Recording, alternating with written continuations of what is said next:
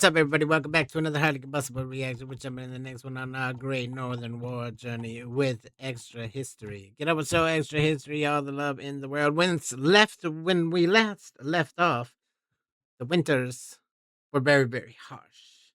And they had claimed about 50% of Charles's fighting force, which is absolutely crazy. And he was headed towards Ukraine, I believe. Let's jump in and check it out together, see what we got. Hunger, snow, and fatigue had narrowed all the possibilities of this war down to one stark inevitability. Peter and Charles would meet on the field of battle to decide the fate of the Baltic world.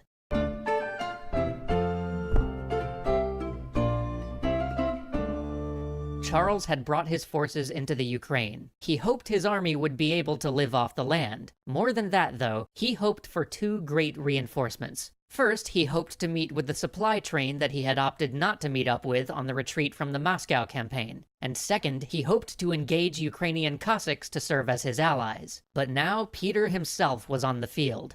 As the supply column that had been supposed to provide relief to Charles XII turned south to meet with the main army, Peter intercepted it. The initial fighting was fierce. Again, the Swedish army was half the size of the Russian force. But despite this, for a moment, it looked as though they might shatter the Russian forces anyway. This time, though, Peter was with his army, and with him, the hardened elite Russian guard, who stood firm and anchored the wavering line. The fighting turned into a brutal slog. By nightfall, neither side had made any conclusive blow. Both sides withdrew with the setting sun, the Russians to the nearby woods, and the Swedes to their defensive position. The Russians settled in to rest, but the Swedes stayed in battle formation, fearing another attack.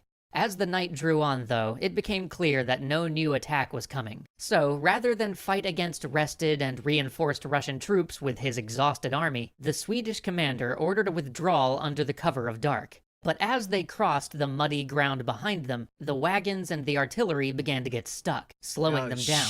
Abandoning some of their artillery and baggage, they managed to make it to the nearest town, but the bridge they needed to truly make their escape had been burnt by a Russian detachment. Seeing this, the men began to panic. But the Swedish commander made the tough choice. They would unload the wagons, carry what supplies they could, and burn the rest. Unfortunately, in these wagons was, amongst other things, the army's alcohol rations. Weeks' worth of it. Such a waste. So as the men That's alcohol abuse. began to unpack, many of them also took the opportunity to consume the liquor that they would be throwing away. Oh no. Soon, the army was drunk. Men got lost in the woods. Others had to be left behind. The orderly Swedish retreat dissolved into a chaotic flight. What few men were still good for fighting were given mounts, and these few thousand troops made their escape. No supplies from this caravan would ever find their way to Charles and the Ukraine. Charles's other hope for succor was a man named Ivan Stevanovich Mazepa. Ivan had grown up the bastard son of a minor Polish noble, but as a young page in the Polish court, he had been caught in flagrante with a married nobleman's wife. He had been promptly tarred and feathered, then tied to a horse. With Ivan's face firmly tied to the horse's rear, the horse had been sent packing, running off unguided into the wild.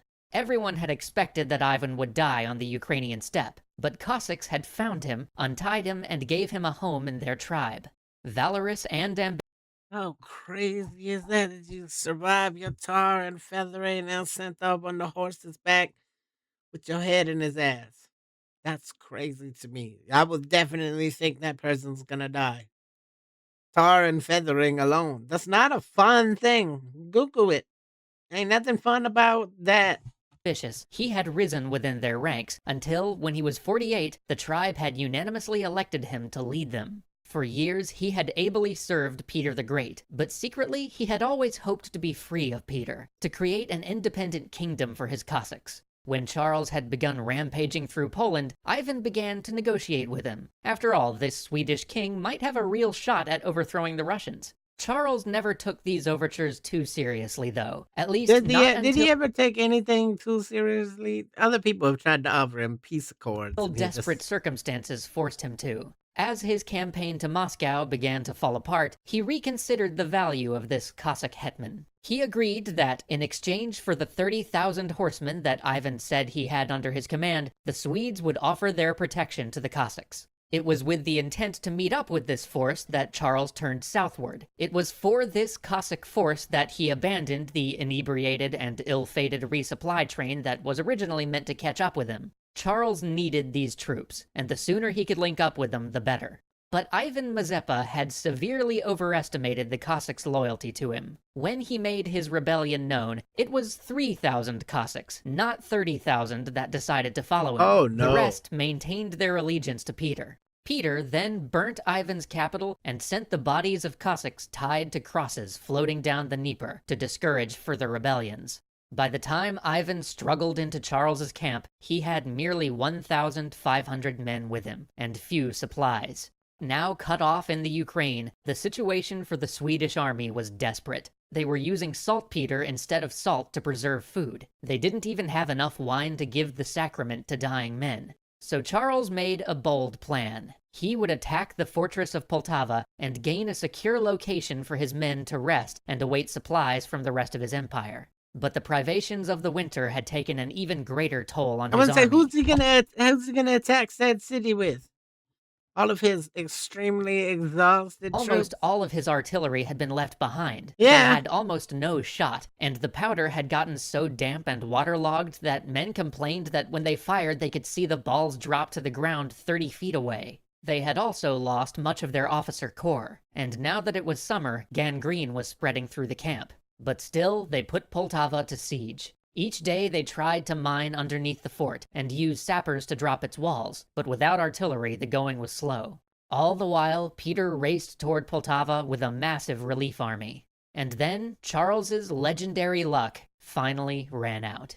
While overseeing the siege works, a stray bullet caught him in the heel, passing straight through his foot and embedding itself near his big toe. That day, he rode and worked through the pain until his men noticed that he was ghastly pale. When they took him to his tent and cut off his boot, they found that his foot was a wreck. He would have to be carried on a litter for at least the remains of the campaign. Then, Peter reached Poltava. His massive army of 80,000 dwarfed the 18,000-ish men of Charles's army that were actually in fighting shape. This giant force arrayed itself in front of the fort and began to dig in. Still, Charles and his commanders chose to rely upon the expedient they had always relied upon: assault.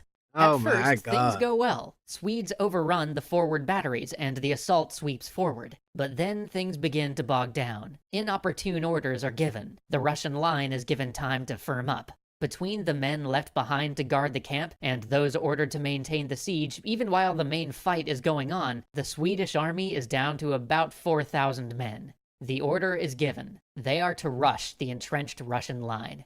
Cannon fire rips through the line of charging men. Bullets rain down upon them. By the time they reach the Russian works, nearly half of them lay bleeding on the field. The king orders his litter raced to the front to encourage his men. One by one, his encourage litter what bearers men? are shot dead around him, until only 3 of the original 24 remain. The king's litter drops, smashed upon the ground. What few men are left surge forward, trying to prevent the Russians from capturing their king. A major rides up, dismounts, and lifts the king onto his own horse, only to be torn to pieces by Cossack sabers moments later. The king is whisked to safety, but at what cost? The army is routed, stumbling back across the steppe, disorganized. They need to cross the Dnieper to escape, but the Russians are fast on their heels. The Swedes are forced to make a difficult decision.